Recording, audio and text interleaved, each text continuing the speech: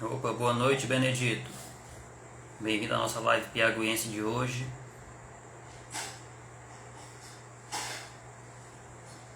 Já já a gente vai dar início à nossa live. Hoje o nosso convidado é da capital teresina, Alisson Carvalho, escritor teresinense, diretor de teatro, roteirista, redator-chefe e colunista do Geleia Total. Então, uma pessoa de um amplo cabedal literário, um amplo cabedal artístico, e será o nosso convidado de logo mais.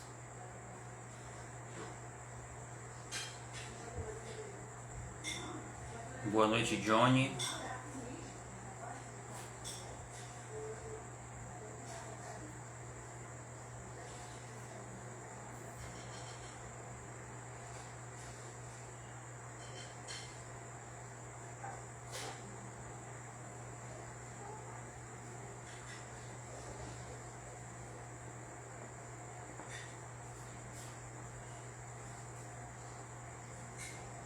Boa noite, Cláudio.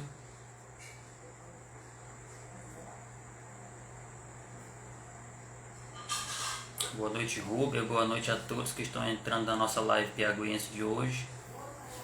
Essa live que já é a 18ª live piaguiense, nesse movimento que começou no ano passado e que tem gerado muitos frutos, muitos resultados positivos.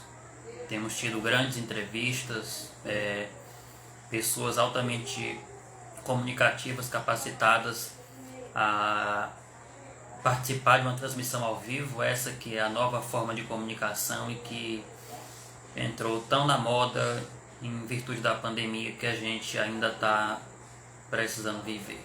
Vamos torcer para que tudo isso melhore e que logo logo a gente possa estar realizando também os encontros presenciais, os encontros literários presenciais. Boa noite, Manuel Cesário. Boa noite, Alexandre. Logo mais nosso convidado vai estar entrando na live piaguiense e logo logo nós daremos início.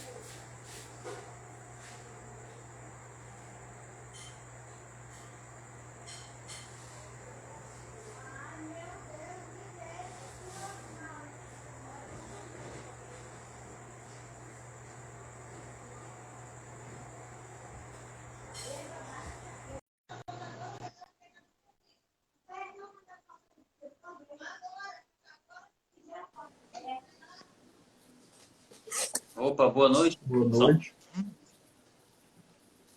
Boa noite. Tá me escutando? Estou lhe escutando, estou lhe vendo, está me Nossa. ouvindo e me escutando Tô direitinho? sim, tá tudo tranquilo aqui.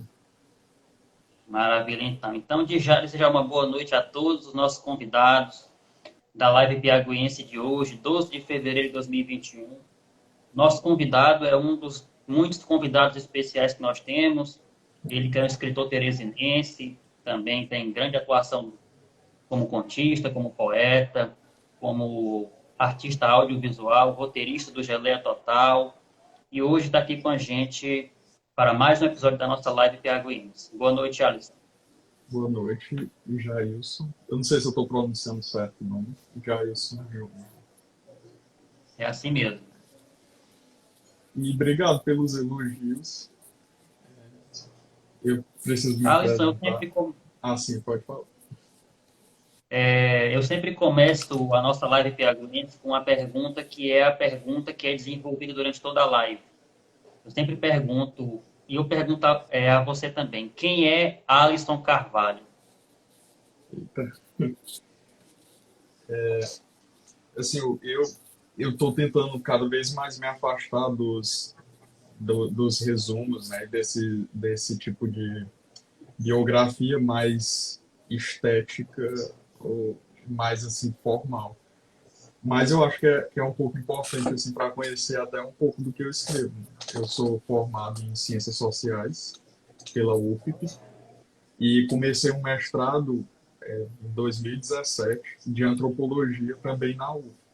Só que eu não concluí o mestrado. Aí agora eu estou voltando para o mestrado, né, para poder desenvolver, terminar, na verdade, só falta defender a dissertação. E academicamente eu sou essa pessoa. Além disso, como você falou, eu assim, atuo em algumas áreas, né, como teatro, artes visuais, literatura, eu esqueci muito, literatura, e eu acho que é isso, assim, eu faço um pouco de cada coisa. Toda vez que eu encontro alguma coisa nova, eu gosto de experimentar, explorar um pouco, desenvolver alguma coisa naquela área e depois, se eu gostar, né, continuar ou então seguir em frente. Eu sou essa pessoa. Maravilha, então. Alisson, que é escritor, né? E justamente sobre essa primeira faceta artística que a gente vai desenvolver na nossa conversa. Alisson, quando foi que você começou a, vamos dizer assim, produzir literatura de fato, a escrever? Como foi esse início de processo de criação literária? Como foi que ele aconteceu na sua vida? Como eu tinha dito, né, eu faço várias coisas e uma dessas coisas foi o teatro. O teatro ele me forçou a fazer uma coisa que eu não fazia antes dele, que foi estruturar a história que eu estava construindo. Eu sempre pegava, lia livros, mas eu não estruturava ele, assim, pensando em começo, meio e fim. Eu só saía escrevendo ad infinito aí, e sem me preocupar com essas questões. No teatro, eu entendi que a gente precisa construir a psicologia, né, do personagem, da personagem. E a partir da história da personagem, tudo vai se desenrolar. Então, assim, toda essa bagagem que uma certa pessoa tem vai construir a personalidade dela. E foi por isso que eu comecei a pensar nas histórias de modo mais, como é que eu digo, de modo mais organizado. Então, eu acho que eu sempre escrevi, mas eu acho que essa história ou a estruturação de uma história, ela começou mesmo com o teatro. Depois do teatro, eu comecei a produzir textos mais densos. Tanto é que os meus livros que eu tenho publicado agora, que eu publiquei recentemente, todos eles começaram, na verdade, a ser escritos na época que eu comecei no teatro, né? Foi lá, ou então que eu já estava há um tempo no teatro. Foi 2009, 2008, por aí. Então, acho que tudo começa aí com o teatro. A partir do teatro, eu começo a escrever essa literatura de forma mais assim detalhada, né? E dentro do teatro existe toda uma questão do roteiro da peça de teatro, né? Que é uma coisa, assim, eu creio que é uma das coisas mais complexas de se fazer, criar um roteiro de uma peça de teatro. E como você falou, tem que ser uma coisa concatenada. E, assim, Sim, sim. vai depender. Como todo artista escritor tem um objetivo com aquilo, né? E aí você procurar a sua identidade dentro daquilo é uma coisa assim que tem que ser um trabalho mesmo solitário. Assim, o teatro ele busca, né, dependendo do tipo de estudo que você faça, ele busca determinadas questões, assim, ou então determinadas perspectivas. E tem um teatro mais político que ele guia aí para uma apartação dessa coisa que é a ilusão criada pela construção de determinado histórico. Então, assim, a ideia é se afastar justamente disso que determinados autores buscavam uma aproximação com o público. Essas variações que depende de cada diretor, né? Porque os diretores iam encontrando dificuldades e a partir dessas dificuldades eles começavam a estruturar seu pensamento, mas que na verdade era só para modificar, não, mas para auxiliar os seus intérpretes ali naquilo que eles queriam passar. Então, baseado nisso, eu comecei a ter uma noção do que eu quero. Eu quero que o leitor ele se entrelace com a história de tal forma que ele se envolva, ou eu quero que ele não tenha nenhum tipo de envolvimento com a história. Que ele saiba exatamente que aquilo que eu estou querendo passar é um tipo de discurso frio e que a verdade ela não necessita de um mergulho dentro de nenhum tipo de romantismo. A partir disso eu comecei a desenvolver uma literatura que eu mesclava essas coisas, assim, tinha hora que eu queria que a pessoa se envolvesse, outras horas eu preferia que a pessoa tivesse certeza do que eu queria passar. E, e eu gosto muito de brincar, né? O teatro ele também trouxe isso, eu gosto de colocar o pensamento no que eu estou escrevendo. Assim. Então você está lendo e à medida que você vai lendo a narração, você vai se entrelaçando com o pensamento, às vezes até da personagem. Algumas correntes acham que é um erro, né? Mas eu gosto de fazer isso. Então, foram coisas que eu fui encontrando com o teatro. E, por exemplo, quais são as temáticas que você mais gosta de abordar dentro das peças que você escreve, dos textos que você gosta de abordar? Quais são assim quais são os arquétipos literários, os problemas sociais que você gosta de trazer? Engraçado que você falou um negócio aí muito interessante, viu? Que foi justamente o que me fez escrever escrever contos, que era para fazer assim alguma crítica social. E eu sempre fui um leitor, casa do teatro, assim, um leitor apaixonado por Drummond. Então, as poesias sociais, ali, de cunho social, elas me atraíam de certa forma, que eu queria também mostrar meu olhar sobre a cidade, né? Aquilo que eu passava, eu via todo mundo passando por uma pessoa em uma situação que me deixava incomodado, e eu queria transmitir aquilo. Então, a ideia que eu sempre tive para os contos, assim, principalmente, era fazer uma análise assim da sociedade, ou então fazer uma leitura da sociedade a partir de uma determinada fotografia. O que eu chamo como fotografia? É uma cena que eu pego como sendo o mote inicial de tudo que eu vou escrever. Então uma pessoa que está no sinal distribuindo alguma coisa, ou então pedindo alguma coisa, como eu vi recentemente uma fotografia. Pronto, eu sou muito apaixonado por fotografias, então sempre que eu pego uma fotografia, fotojornalismo, alguma coisa assim, eu observo a crítica que tem por trás dela. Né?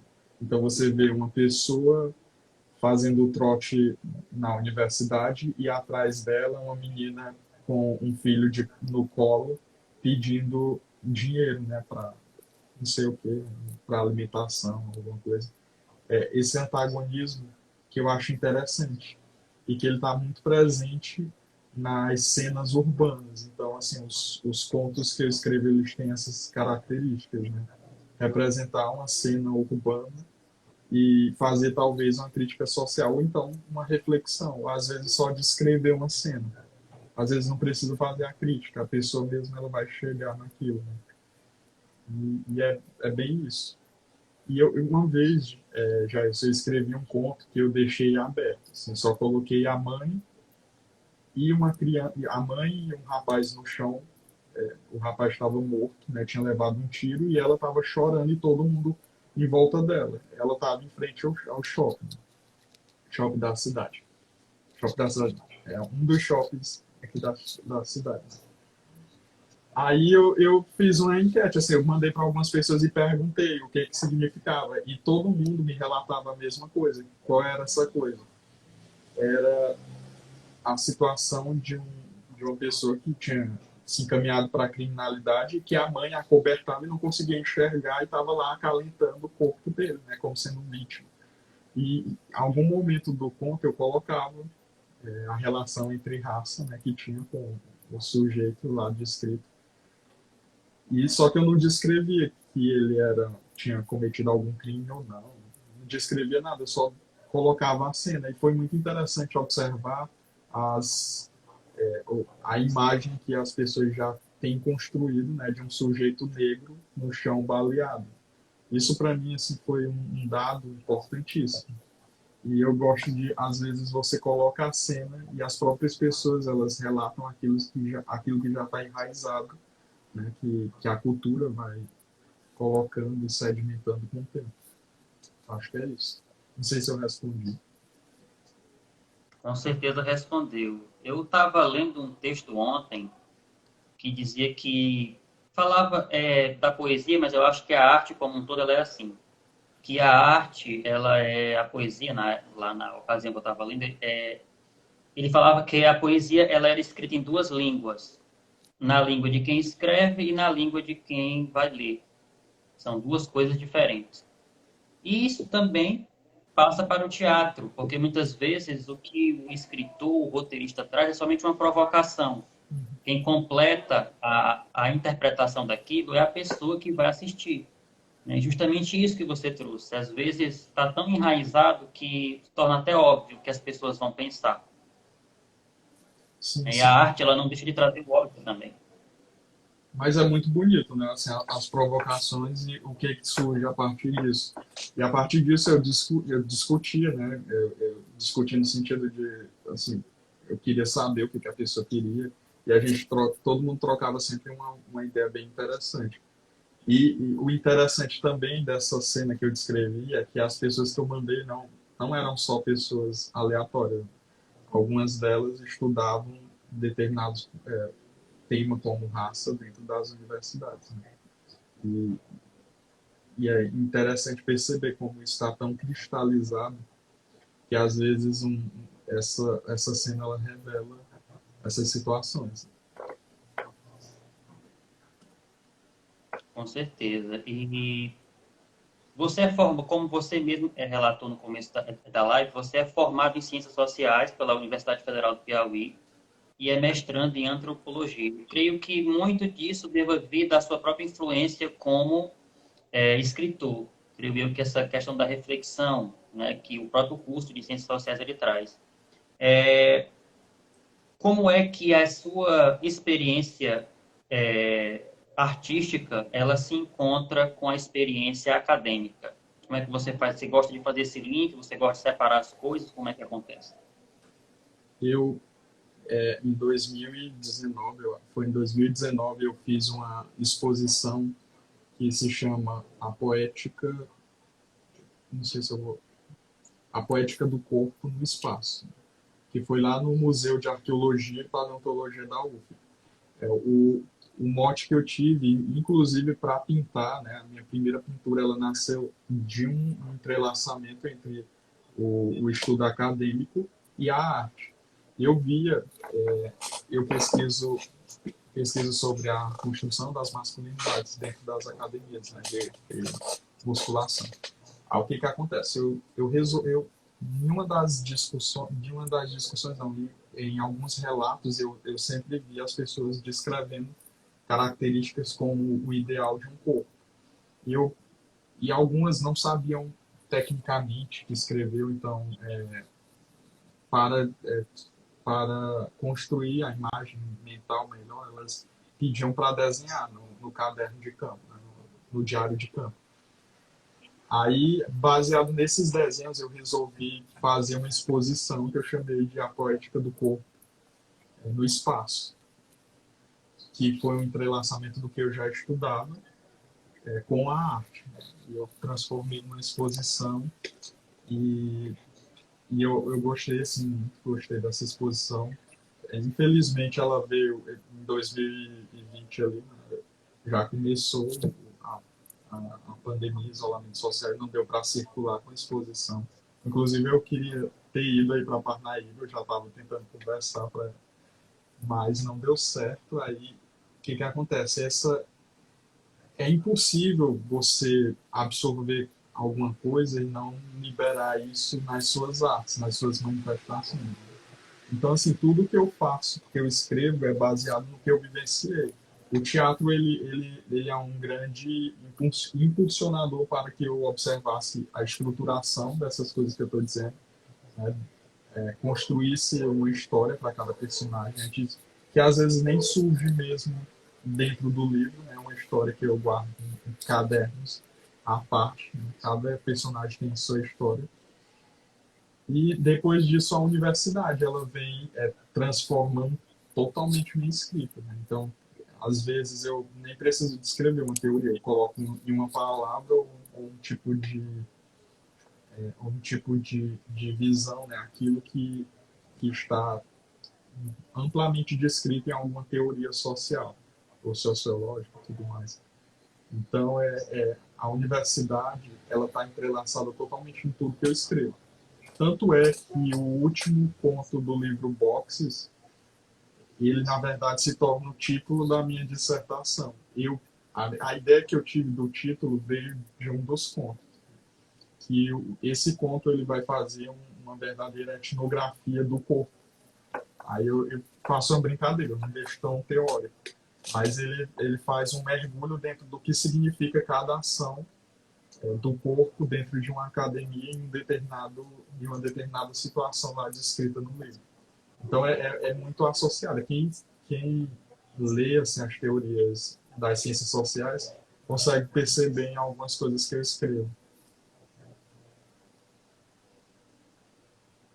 Maravilha, então. E aproveitando esse link que você falou de um dos seus livros, o Boxers, né, você tem 4 livros já publicados, que são Rascunhos Líquidos 3, Trinca Vidro, Boxer, que a gente acabou de falar, e O Chocalho do Gado. Esses últimos 3 lançados em 2020. Né? Mesmo no isolamento, você não deixou de publicar as suas obras, seu trabalho. Nos fale um pouco sobre esses livros, sobre essas suas publicações, do que elas tratam, qual é o gênero literário que você traz, toda a filosofia por trás da obra. É engraçado agora que você perguntou, estou percebendo que todos os livros que eu tenho escrito são de contos, né? Tirando o Rascunhos. Não sei se eu tenho. Deixa eu ver se eu consigo encontrar. Aqui. Eu tenho o Rascunhos Líquidos. Ele é um livro de poesia. Eu nem tirei ainda do plásticozinho. Aí o que acontece? Ele é um livro de poesia. Eu comecei a mostrar minha poesia, assim, minha poesia não, os contos em concurso de literatura. Então, assim, eu não mostrava em nada, só num blog, mas eu não mostrava o blog para ninguém. Aí, em determinado momento, eu comecei a participar de concursos de literatura e, e assim, eles foram dando certo, né? Então, assim, foram as primeiras mostras que eu peguei, ó, talvez dê certo eu mostrar, né? Já que eles se saíram bem. Eu tinha muito até hoje eu tenho essa insegurança de mostrar, mas os concursos eles meio que legitimaram essa sensação de que eu poderia mostrar, né, para alguém. Aí eu comecei, depois que eu entrei na Geleia Total, esqueci de falar, eu também participo, né, da Geleia Total. Depois que eu entrei lá, eu peguei e comecei a divulgar, né, usar a mesma metodologia que a gente usa na Geleia para divulgar minhas poesias. Aí o Instagram começou a crescer, né, com isso. E em determinado momento aconteceu assim, uma coisa que me deixou meio inseguro, né? Que uma pessoa famosa repostou não, ela pegou essa poesia e usou como sendo dela. E quando uma pessoa famosa pega a sua obra, não lhe dá o crédito, mesmo que ela diga depois que a obra não é dela, vai ficar circulando no meio das redes sociais como se fosse dela. E, enfim, aí isso me deixou muito apreensivo com a questão da segurança, né? Então, os direitos autorais. Aí eu comecei a pesquisar sobre direitos autorais e como era muito assim burocrático enviar as poesias assinadas para a Biblioteca Nacional, eu pensei, não, eu posso publicar o livro e assim eu vou ter um registro de que as poesias são minhas, de que eu publiquei naquele ano. Aí foi o que eu fiz, eu peguei no final de cada ano, tudo que eu publicava no Instagram, eu publicava fazer um livro, né, um e-book. E, e eu fiz isso durante 3 anos. Então tem rascunhos líquidos um, 2 e 3. Só que o 3 é o que eu considero que eu tenho coragem de mostrar para o povo. Os outros eu não tenho coragem, que eram o que que acontecia. As poesias elas servem como se fosse um exercício de escrita. Eu não estruturo elas, eu não lapido muito elas, eu não passo, por exemplo, 10 anos que nem eu passei com os livros, eu passo pouco tempo, então eu não observo tanto assim se ela está bem estruturada, eu saio postando e ao final, saía postando, né, e ao final do ano eu pegava e juntava isso e transformava num livro. Aí foi isso que aconteceu. O nascimento desse livro, Rascunhos Líquidos, ele se deu por isso. E depois dele eu publiquei o livro Trinca Vidros, que a arte é minha, né? Eu adoro essa arte. Trinca Vidros, ele é um livro de contos que eu publicava na Geleia. E eu peguei todos os contos que tinham uma temática em comum, que é a questão da homossexualidade, ou então pautas LGBTQIA+. Eu peguei e coloquei isso tudo no... Então, tem uma pessoa dizendo que me entende. Aí eu peguei e coloquei tudo isso no livro. E tanto o Rascunhos Líquido quanto o Trinca-Vidas eu comecei a pesquisar como eu poderia publicar sem fazer aquele investimento que as editoras pediam. E uma das formas é o clube de autores. Só que o valor final do livro se torna tão assim, exorbitante que hoje em dia eu acho que é uma perda de tempo, né? Você investir em algo que faça seu livro valer mais de R$ 30, assim. Principalmente um livro fininho, assim. Aconteceu isso. Então, assim, foi o Trinca-Bíblios e o Rascunhos Líquidos, eles vieram de publicações que eu fiz na internet. Já os outros dois últimos, que é o Boxes e o Chocalho do Gado, são, são construções que eu fiz a partir de personagens que eu tinha montado, determinado lá no início da minha vida no teatro, né? A partir do momento que eu comecei a participar de festivais. Então, eu transformei aquilo que eu construía nos personagens assim, em uma obra. O Boxes, ele veio antes disso. Ele veio de certa forma na época que eu pratiquei Kung Fu.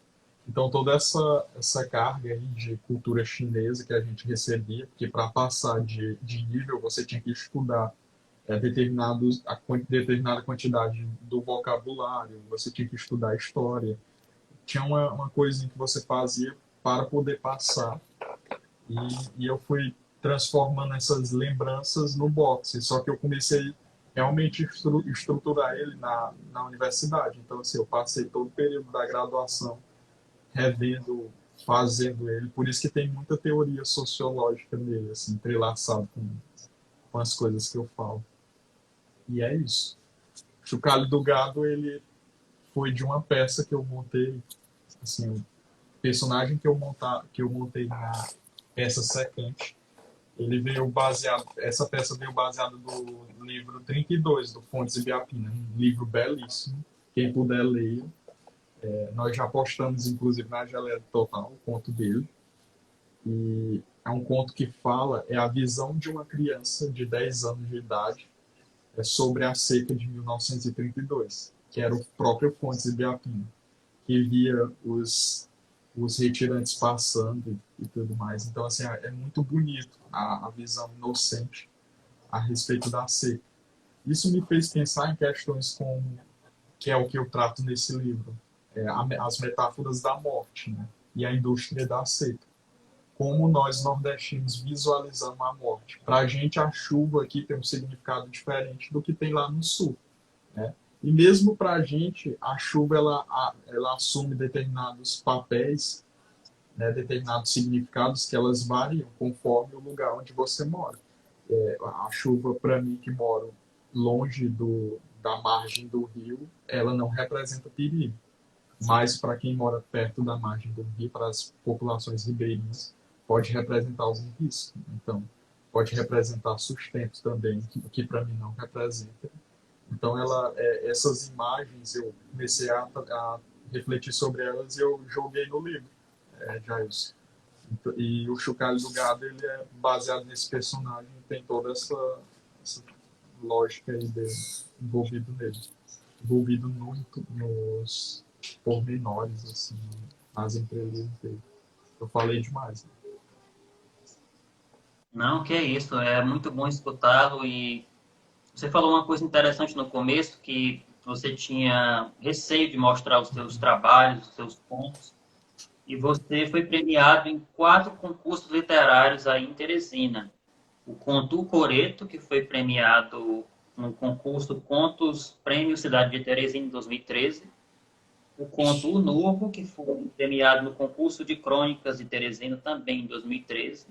Café de Velório, que foi premiado no primeiro concurso Contos e Poemas Prelúdio, Prêmio Assis Brasil, em 2013 também. E o conto Ofício da Cigarra, que foi premiado pela Academia de Letras do Médio Parnaíba, o Prêmio Emília da Paixão Costa. E foi importante isso daí na questão da sua autoconfiança do escritor. O artista, ele tem esse receio, porque a arte que ele produz tem muito dele, tem muito da sua subjetividade, de como você enxerga o mundo. E muitas vezes, uma crítica mal feita ou uma crítica pesada, com a mão muito pesada, ela pode tolir a criatividade do artista, né? E no seu caso foi diferente, você teve incentivo, se motivou a publicar, apesar da timidez, que chega uma hora que a obra ela pede para sair dos nossos cadernos, das nossas gavetas, do arquivo do Word. E é interessante isso, né? Outra coisa que você falou também que foi interessante foi a questão do plágio, que é uma coisa assim que as redes sociais elas permitem que as pessoas plagiem a todo momento. Eu conheço casos de pessoas que tiveram poemas seus transformados em funk no Rio de Janeiro e a pessoa nunca nem pisou lá, por conta de Tem, ter texto na internet. É importante isso, né? Essa proteção do trabalho e do mau uso que ele pode vir a ter. até o E Carlos Benoda, né? Ele falou isso também, né? Que ele posta, não, ele estava falando de postar sem revisão no Instagram, né? Que é muito rápido, aí você acaba postando. E o Instagram, ele também explora muito do visual, como a gente está aqui agora, botando a nossa cara aqui para todo mundo ver. Então, aumenta ainda mais as possibilidades de, por exemplo, você publicar um vídeo poema, ou então você publicar um poema numa imagem. Tudo isso é permitido pelo Instagram. Mas no seu caso especificamente, você se atém mais aos contos, até mesmo por conta da herança de escrever peças de teatro. E a pergunta que eu queria lhe fazer agora, baseado nisso, é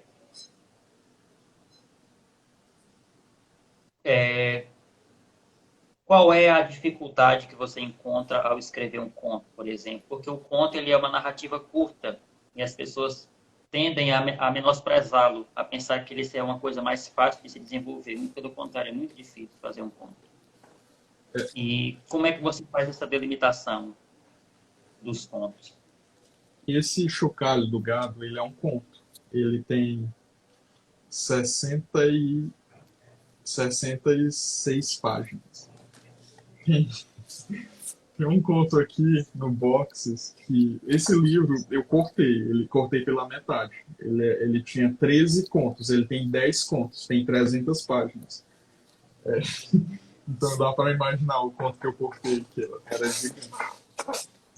Assim, eu sei que existe uma estrutura para conto, romance, novela e tudo mais, mas eu considero aquilo que não tem uma profundidade na construção das personagens, né, na psicologia das personagens, e que aquilo não se desenvolve como sendo um conto. Né? Os meus contos, às vezes, eles não mergulham tanto nisso, eles mergulham na ação que se desenrola ali, ao redor da personagem.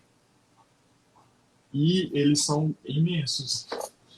Então, assim, eu comecei a ser doutrinado a escrever conforme os concursos de literatura, que pediam três, três páginas, às vezes. Depois disso, eu comecei a escrever conforme a estrutura do teatro, né? No meu grupo, quer dizer, só no meu grupo. Não sei se no teatro geral o pessoal faz isso, mas o meu personagem, para solucionar todas as lacunas dele, eu escrevi, por exemplo, 60 páginas em um personagem que ele não tinha fala alguma. Então, basicamente era essa, assim, a estrutura. Aí, os contos, eu até esqueci a pergunta. A questão de como é que é o seu processo de construção de um conto, por Ah, sim. exemplo. Como é que você organiza os personagens e tudo mais. É, como eu tenho isso do teatro, o que, que eu faço? Assim, antigamente eu escrevia baseado na minha inspiração. Eu acordei hoje inspirado, e eu estou falando isso verdade, acordei hoje inspirado em uma cena que me veio à cabeça, né, que é a obra de arte. Como eu vou mudar a minha exposição, vou tirar a exposição antiga e começar uma nova, aí me veio a imagem e uma pessoa que não tem os, as informações teóricas sobre as artes, por exemplo, como ela veria uma arte, o que, que representaria para ela uma arte sublime. Então me veio essa imagem e eu comecei a pensar na imagem também de uma pessoa, um morador em situação, né, de rua, né, que mora ali na rua, comprando com alguns trocados um pedaço, um picolé, e na embalagem desse picolé tem uma arte que para ele é algo sublime, né? E eu comecei a pensar nessa coisa relativa do que é bonito, belo e assim, isso poderia ser um microconto. E antigamente eu escrevia assim, baseado na minha inspiração apenas. Só que com o tempo eu percebi que não era, principalmente escrevendo coisas mais longas, eu percebi que não era suficiente. Eu tinha que estruturar, colocar principalmente assim, saber o que, que eu estava falando. Então, basicamente, quando eu escrevo hoje, eu coloco, faço um mapa, né? Eu ia até mostrar aqui, está um pouco longe, mas eu tenho um mapa sobre o lugar que eu vou falar e sobre as pessoas que vão atravessar aquele conto. Aí o que, que eu imagino? Eu imagino uma cena, o que, que eu quero. Então eu sempre parto dessa imaginação, o que, que eu quero, coloco no papel e começo a escrever, primeiro no papel e depois eu passo para o computador. Eu uso os ajustes finais eu faço no computador, mas eu escrevo, eu tenho alguns cadernos de capa dura desses que a gente usa, enfim, para depois eu mostro aqui, tá? E eu começo a escrever assim o que que eu quero para esse conto, né? Os meus contos, como eu estou dizendo, eles são um pouco longos. Então, para não me perder assim na, na ideia do personagem, na ideia da história, eu escrevo o que que eu quero, onde é que eu estou, a não ser que seja algum fato histórico. Por exemplo, você citou aí um conto que ganhou um concurso, que é o Coreto. O Coreto ele é baseado na história de um coreto que tem ali na Praça Pedro II, aqui em Teresina. Eu tenho estruturado mentalmente toda a história dele, porque é uma história real, né? O que aconteceu com o Coreto.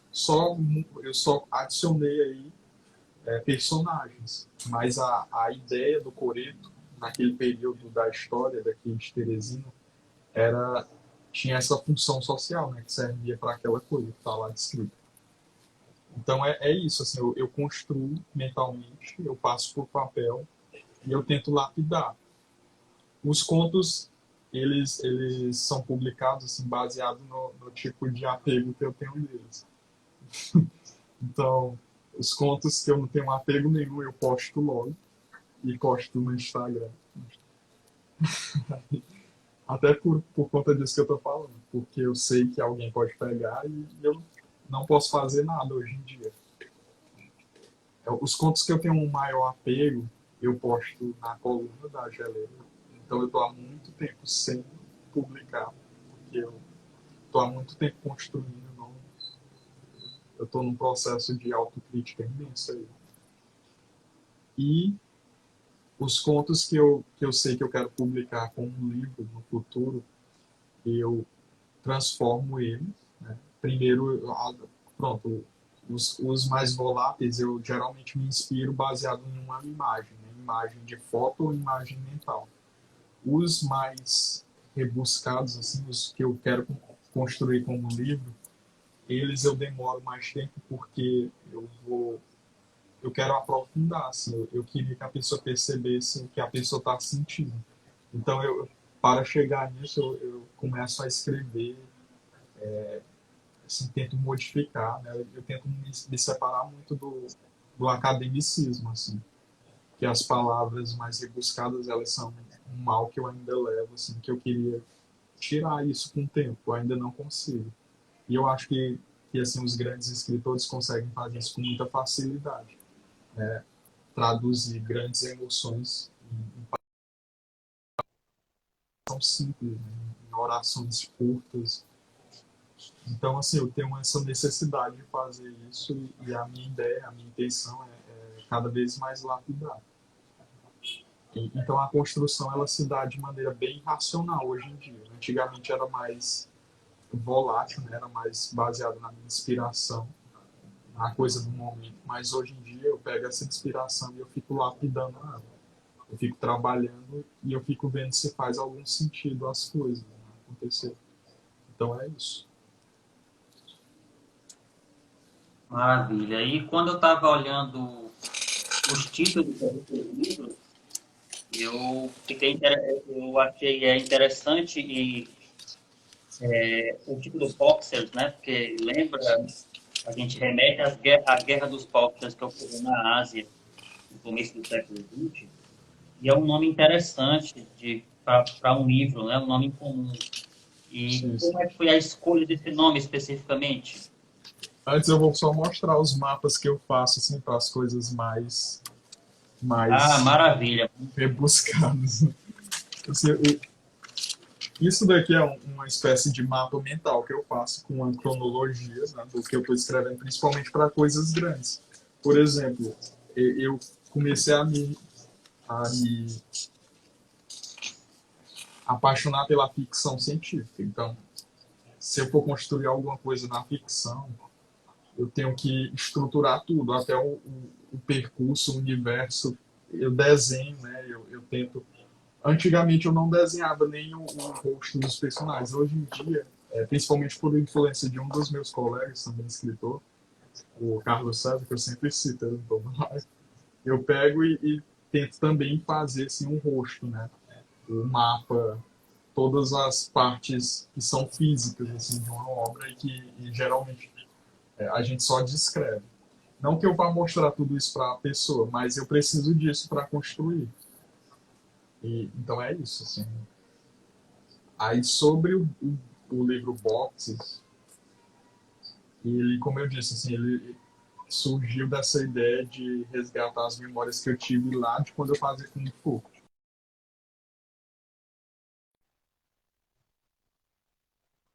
A pessoa que me influenciou, assim, que me fez lembrar dessas histórias, ela acaba sendo transformada em um personagem e eu pego e construo esse livro.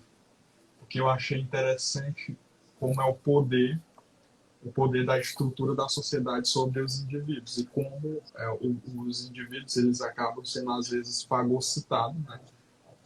Pela um ambiente que é totalmente coercitivo. Não que o ambiente do Kung Fu seja assim. Muito, até estava conversando com um amigo meu, o local onde ele praticava Kung Fu, em Brasília, é totalmente diferente da descrição que eu faço. Que é uma descrição que tem mais de 10 anos, que acontecia aqui em Teresina, né? E que a gente tem que lembrar sempre que é uma descrição baseada num ambiente cujo machismo, toda essa estrutura da homofobia é muito forte. Né? Então ela é bem marcada. Assim. Aqui no Nordeste isso é muito forte e é diferente de outros locais. E a Revolução dos Boxes ela se dá ali no final do século XIX e início do século XX. E essa história é bonita, eu acho bonita, porque além de ser muito semelhante assim, a uma batalha que a gente tem de independência daqui, né, que é do Genipapo, que acontece com pessoas que não tinham acesso, que não tinham, na verdade, o material bélico necessário para enfrentar o exército, acontece lá também, só que contra um conglomerado de nações. E lá, além disso, tem determinadas características que deixam toda essa história dos boxes muito instigante para quem gosta de história. Como a única imperatriz da China, ela está nesse período, né? Então, eu não cito isso, eu só cito em uma fala, um elementozinho que eu gosto de brincar com isso, né? Então, em uma fala, eu cito um elemento que vai remeter a essa imperatriz, que é a Xi, eu não sei se eu estou falando certo. Mas é muito bonita essa história, né? Você tem uma, uma das imperatrizes, a imperatriz considerada a mão de ferro mais rígida, que promoveu mudanças, que bancou os boxes, mas depois volta atrás por conta de pressão das nações estrangeiras, né? Então essa história ela é bem imagética, bonita e ela tem a ver com a minha história no Kung Fu. Né? É isso. Maravilha, então. Temos aqui dois comentários interessantes sobre a sua fala. O Johnny comentou assim: a própria estrutura dos contos torna palavras rebuscadas de fácil entendimento, pelo menos naquele contexto. Servem ainda para temperar o texto com sutis ironias e sacadas escondidas no texto. O Johnny ele é um leitor, né, do livro. Ele é do grupo de teatro que eu participo. E assim, o que ele está falando mesmo é uma coisa que eu gosto de usar em alguns textos. Assim. Eu gosto geralmente as coisas que eu escrevo tem uma ironia no meio. Assim. A ironia que eu digo é, por exemplo, eu escrevi um texto recentemente que ele fala é como se fosse uma divagação sobre, como é que eu falo?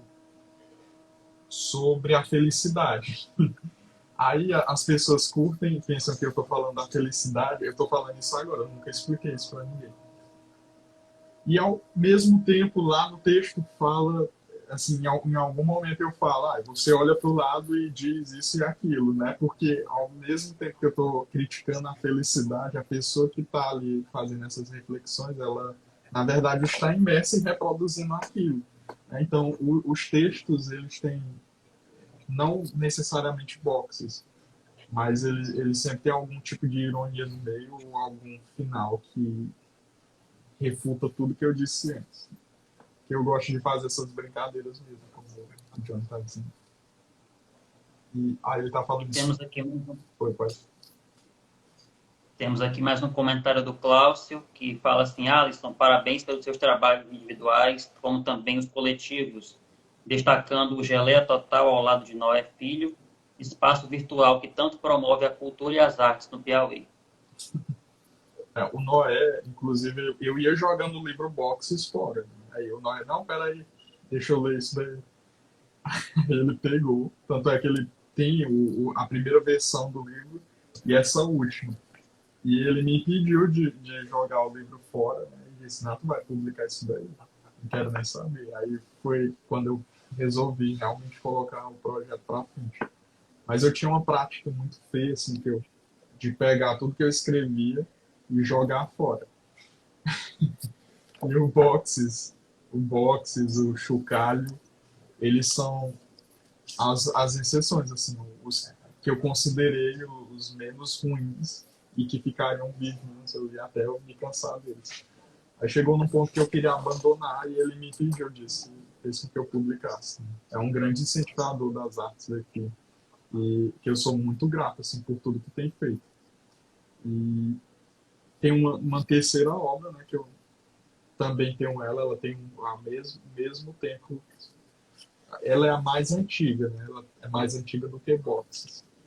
E eu também quase jogo fora, né? Eu também não joguei a casa dele.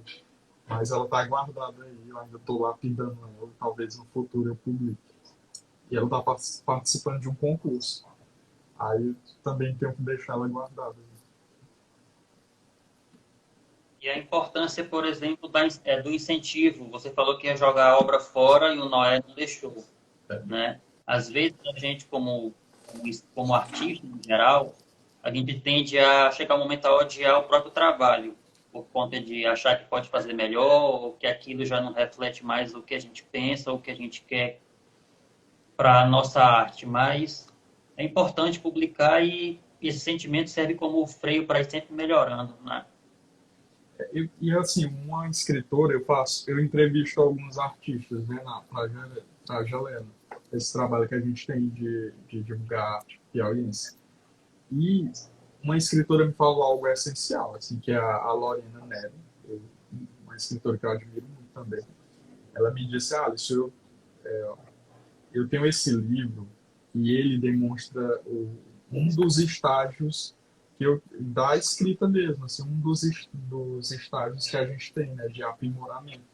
Então, ela me falou aquilo, eu fiquei refletindo, a gente sempre quer postar o melhor, quer postar a linguagem da internet, a gente sempre quer publicar o melhor e quer que, mesmo hoje, atualmente, na contemporaneidade, aquilo que a gente publicou esteja com o mesmo nível daquilo que a gente já escreveu há muito tempo. O Boxes ele sofreu com isso, porque eu ia me modificando e essa minha transformação, o amadurecimento que eu digo como pessoa, me fazia pensar nos contos, na escrita e nas histórias como se fosse algo muito inocente. Né? Então, tem uma linguagem, obviamente, que era da época que eu estava me descobrindo como autor, como na área, inclusive em algumas outras áreas. Né?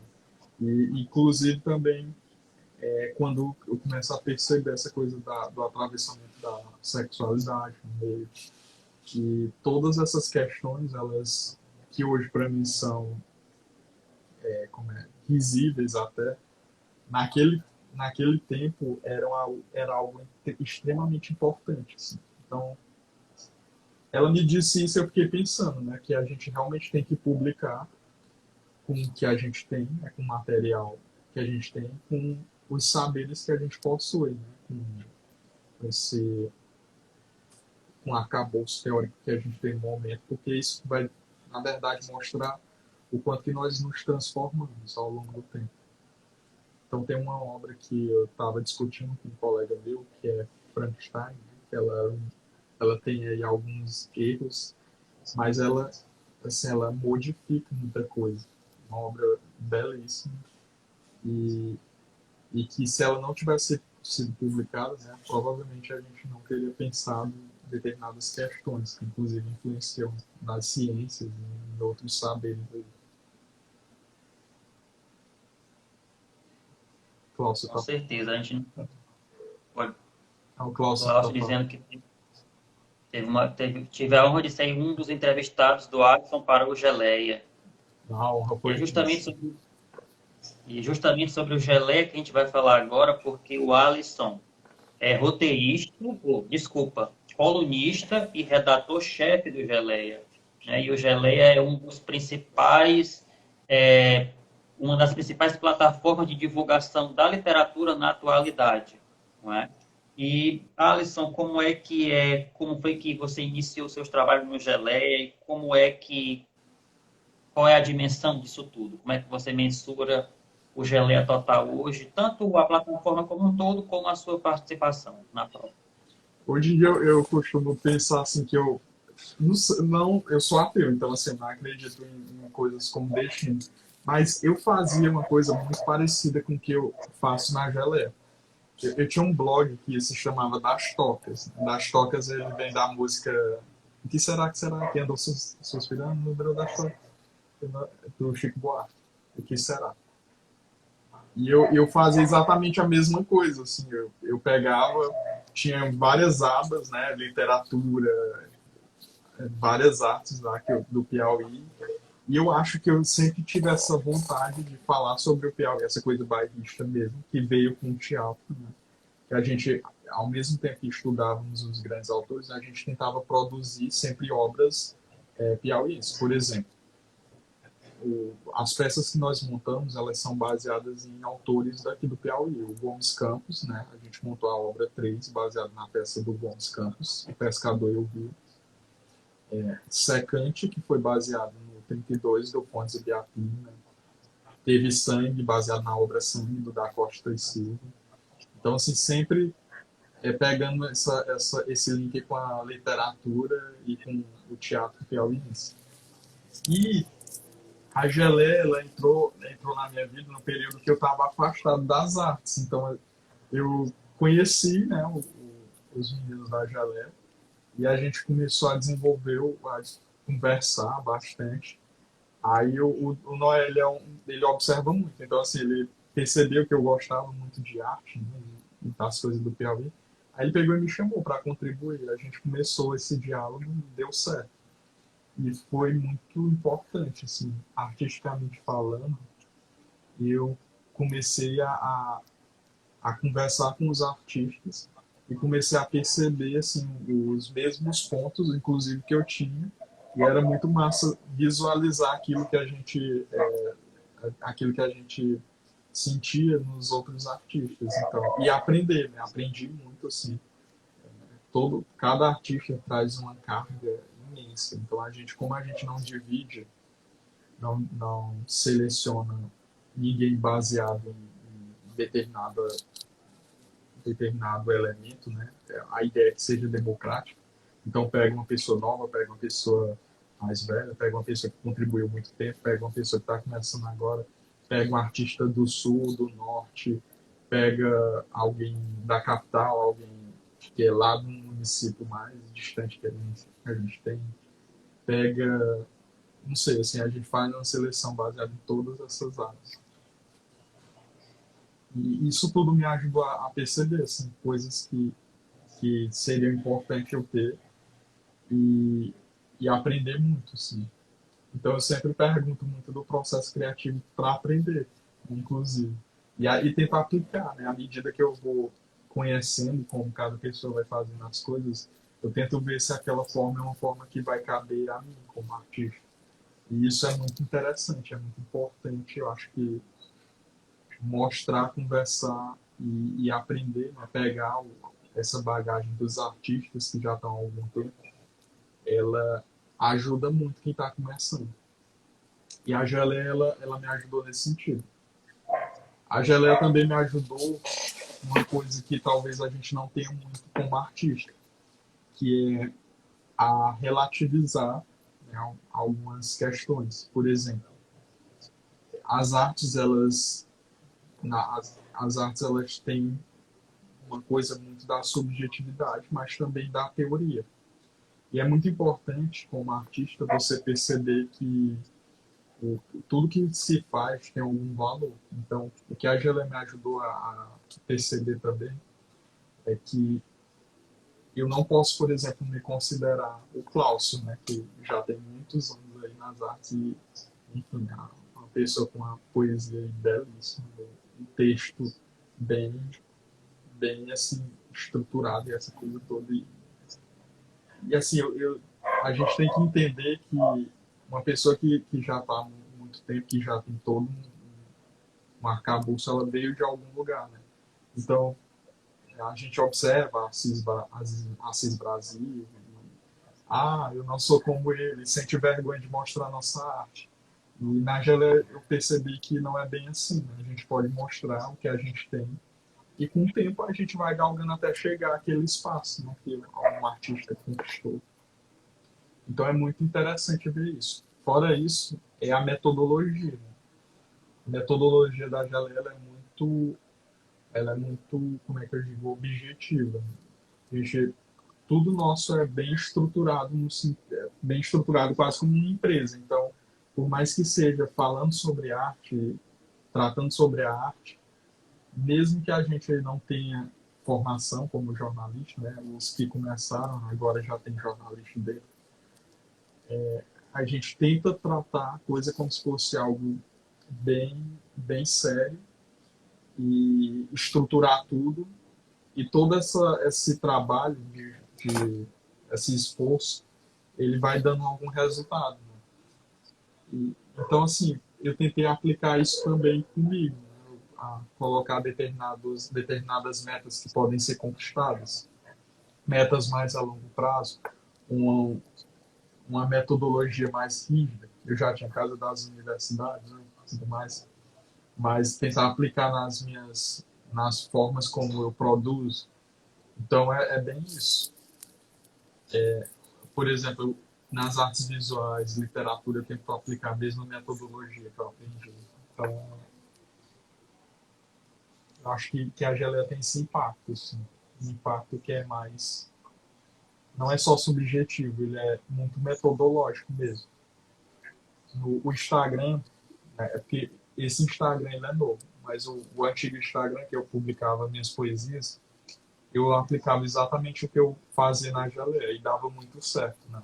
A gente produziu coisas com pessoas de outras regiões até do Brasil, então tinha um impacto assim muito interessante e um diálogo muito grande com outros artistas e outros escritores.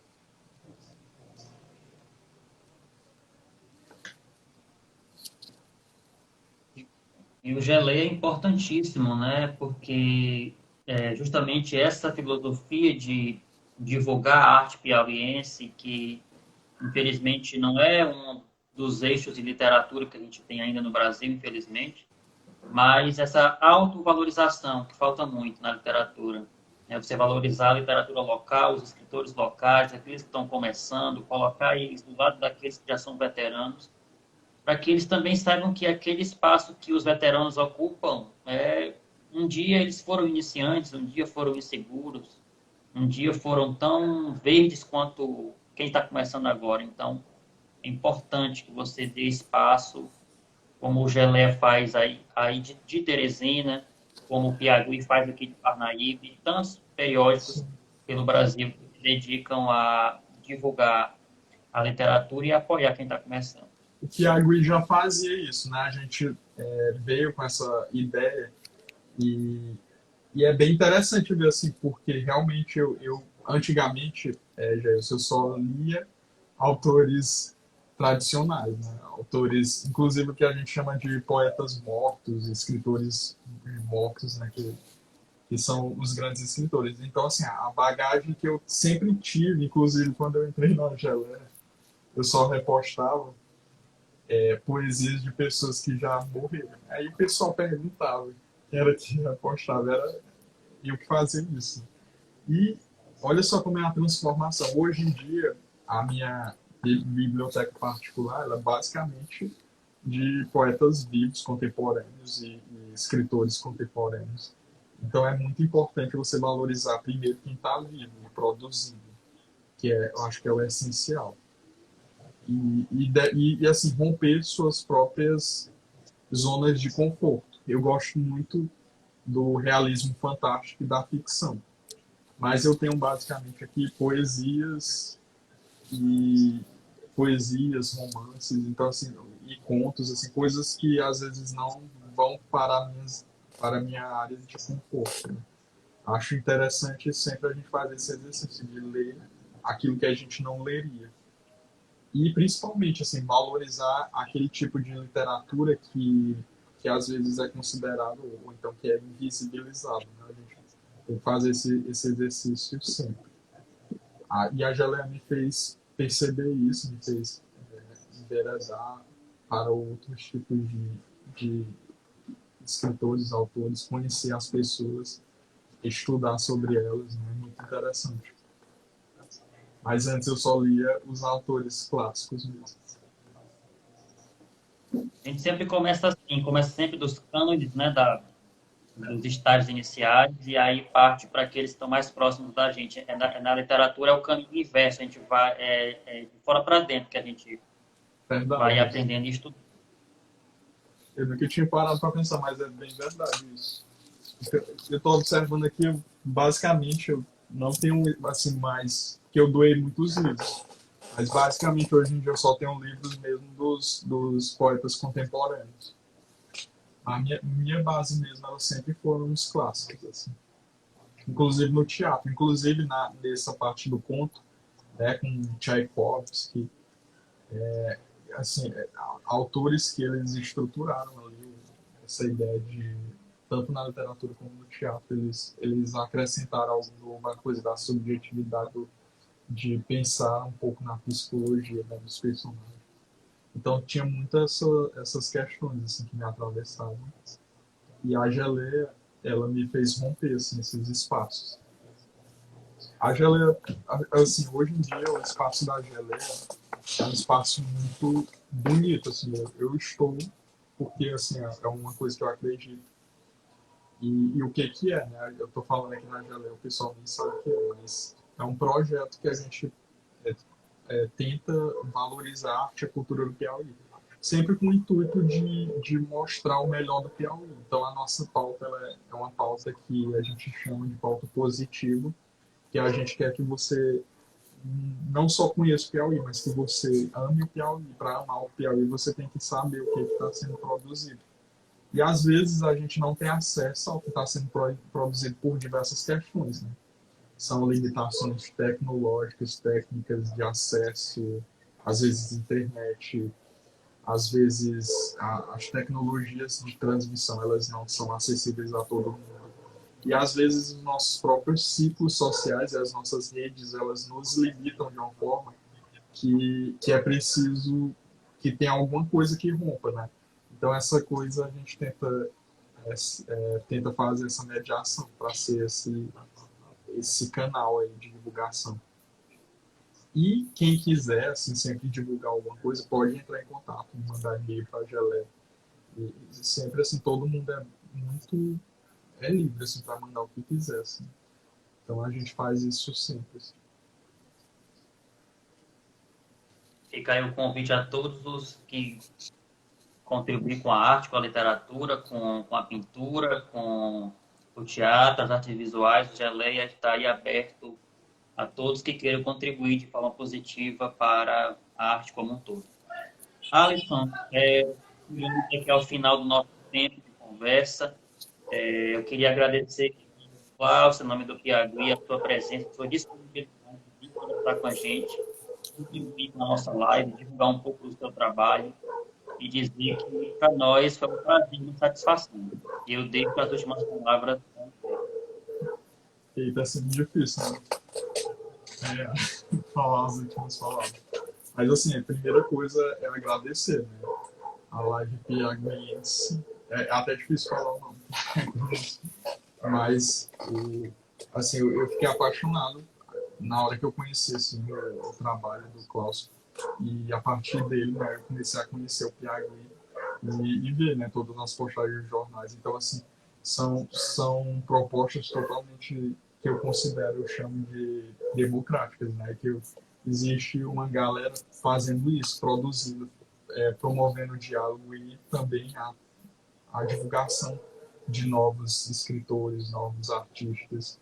Então isso é muito importante e eu acho uma das coisas essenciais que a gente faz é valorizar o trabalho de quem está há tantos anos produzindo. Né? E algo bom, algo muito rebuscado e feito com carinho. Então, assim, como eu até tinha dito para o Klaus, assim, é uma honra participar. Porque eu já admirava assim, o trabalho, então participar ou fazer parte de algum pedaço dessa história é sempre muito massa, muito gostoso. Falar do trabalho é algo que também é desafiador, porque poucas vezes eu refleti, né, sobre o trabalho, o meu próprio trabalho. Eu sempre pergunto, mas eu nunca reflito. E é bem interessante. Então, assim, eu quero agradecer primeiro pela força, né? E aproveitar os segundos que a gente deve ter aqui para chamar, convidar todo mundo a participar de uma coisa que está rolando, que é o Prêmio Book Brasil. No Prêmio Book Brasil, a gente tem dois autores piauienses concorrendo. Um sou eu, o outro é o Nathan Souza. E eu queria pedir, né, que todo mundo, quem puder aí, ajudar a votar, que é uma forma da gente ampliar o nosso espaço na literatura, mostrando para outros estados, outras pessoas, o que a gente faz aqui. E esses concursos, eles têm muito esse intuito. Então, a minha palavra final é agradecimento assim, a vocês. por terem observado, assim, por terem valorizado esse meu trabalho, que está começando agora, né, por meio desses livros que eu estou produzindo. E dizer que o espaço também está sempre aberto na janela, para quem quiser participar. E é isso. Ah, que maravilha, então. A gente que agradece e aproveitar e pedir às pessoas que estão nos vendo que votem, tá? Votem na obra do Alisson. Está concorrendo ao segundo prêmio Book Brasil.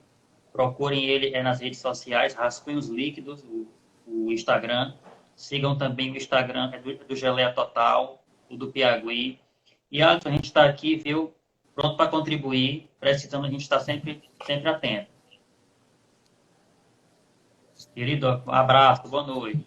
Abraço, Deus. Boa noite também para todo mundo. E obrigado por ter participado, gente. Maravilha, obrigado, boa noite.